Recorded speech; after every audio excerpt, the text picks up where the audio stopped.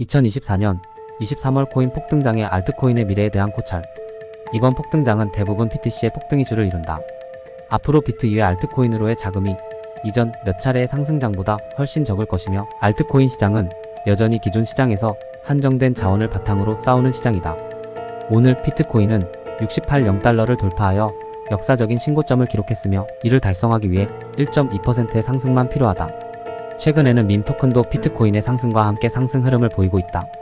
어떤 분석가들은 이번 비트코인 상승이 주로 기관 투자자들이 주도했다고 지적했다. 암호화폐를 구입하는 것이 단기간 내에 큰 재산을 축적하는 것이 더 쉬울 수 있다. 그렇다면 알트코인 시즌은 과연 올까? 이번 상승장에 대해 내 생각은 아마 대부분의 사람들과 다를 것이며, 나는 아마도 알트코인 시즌은 없을 것이라고 생각한다. 나는 나의 의견을 대규모와 소규모의 관점에서 설명하겠다. 이전에 거시경제축에 대한 나의 얕은 이해를 공유하겠다. 만약 여러분이 거시경제가 가짜라고 생각하고 이것이 암호화폐에서 돈을 벌 때 도움이 되지 않는다면 그냥 넘어가 주길 바란다. 1. 거시경제 관점에서 우리는 평균적으로 50에서 60년마다 부흥에서 번영으로, 번영에서 침체로, 침체에서 공황으로, 마지막으로 공황에서 다음 주기의 부흥 단계로의 전환을 반복한다. 인류 운명을 변화시키는 모든 기술 혁신은 새로운 사이클의 탄생과 발전을 촉진했다. 2. 우리는 현재 사이클의 공황 단계에 있다. 왜냐하면 이번 사이클을 촉진하는 기술 혁신이 멈추었기 때문이다. 현재 웹2를 보고 10년 전 웹2의 부자 효과를 비교하면 이 차이를 몸소 체험할 수 있다. 3. 전 세계 경제가 정체되어 있다. 더 중요한 것은 앞에서 발생한 금융위기에 대응하기 위해 각국 정부가 미친듯이 화폐를 찍어내는 모드를 채택했다는 것이다. 단기적으로는 경제를 구하게 되지만 동시에 인플레이션의 시한폭탄을 만들어버렸다. 이 시한폭탄을 해체하기 위해 각국 정부는 다시 미친듯이 금리를 올려야 했다. 4. 이 두 가지 사건을 함께 놓으면 공황 단계가 형성된다. 공황 단계의 핵심 특징은 스태그플레이션이다. 일반 사람들에게는 스태그플레이션이 인플레이션이나 디플레이션보다 훨씬 더 무서울 것이다. 산업에서 활동하는 친구들에게 몇 년 동안 어떻게 지냈는지 물어보라. 한마디로 사이클의 공황을 요약하면 뭘 해도 손해, 뭘 하든 비용이 너무 높다라고 할 수 있다. 사장이든 직원이든 누구나 힘든 시간을 보낼 것이다. 분명히 많은 사람들이 궁금해할 것이다. 이것이 암호화폐 시장과 무슨 관련이 있는가? 사실 매우 밀접한 관련이 있다.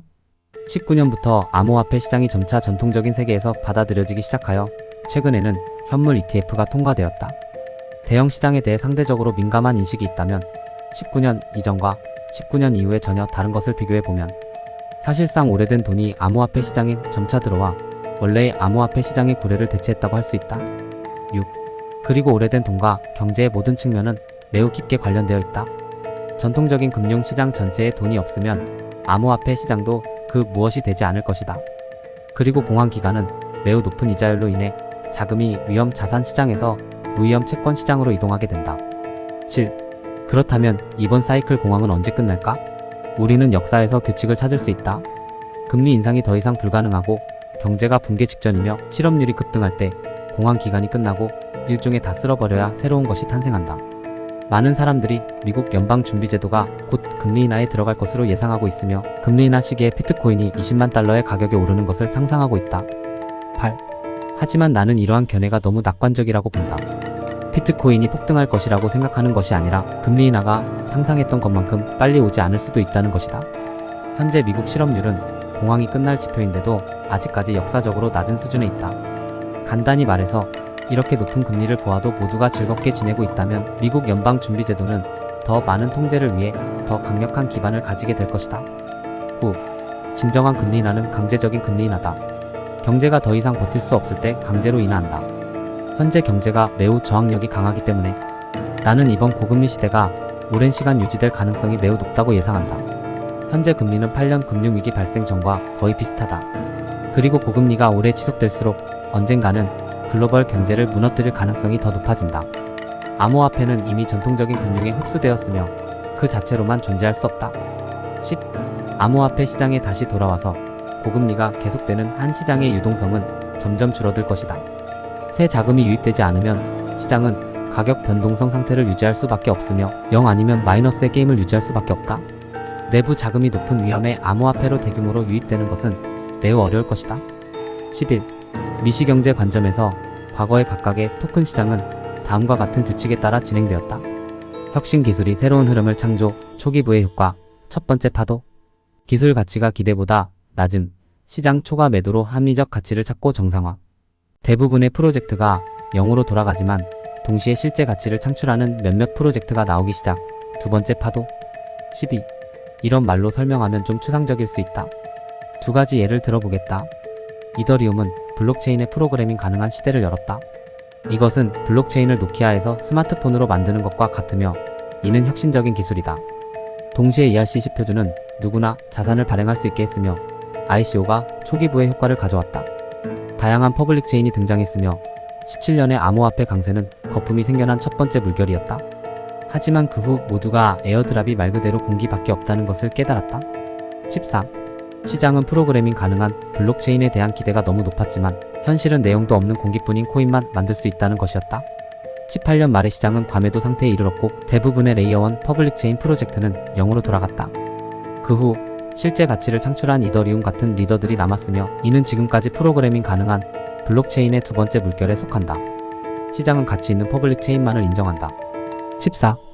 디파이, 유니스왑은 중앙 거래소 없이도 청산의 개념을 도입한 혁명적인 AMM 메커니즘을 창조했다. 이것은 탈중앙화 금융의 기초다. 탈중앙화 거래소에서 디파이로 2019년 여름 부의 효과가 버블을 만들어 첫 번째 물결을 가져왔다. 그 후 대부분 붕괴하였다. 작년의 디파이 프로젝트는 이미 사라졌고 소수의 가치 있는 리더 디파이와 탈중앙화 거래소는 오늘날까지 이어져 왔다. 15. 투자자의 관점에서 첫 번째 물결은 가장 쉽게 부를 만들고 어떤 것이든 잘못된 스토리 트랙을 선택하지 않고도 부를 수 있다. 그러나 두 번째 물결은 수익을 창출하는 데 더 어려워진다. 시장의 대부분의 사람들보다 뛰어난 능력을 가진 사람들만이 수익을 창출할 수 있으며 올바른 트랙을 선택하는 것뿐만 아니라 주요 플레이어를 선택해야 한다. 16.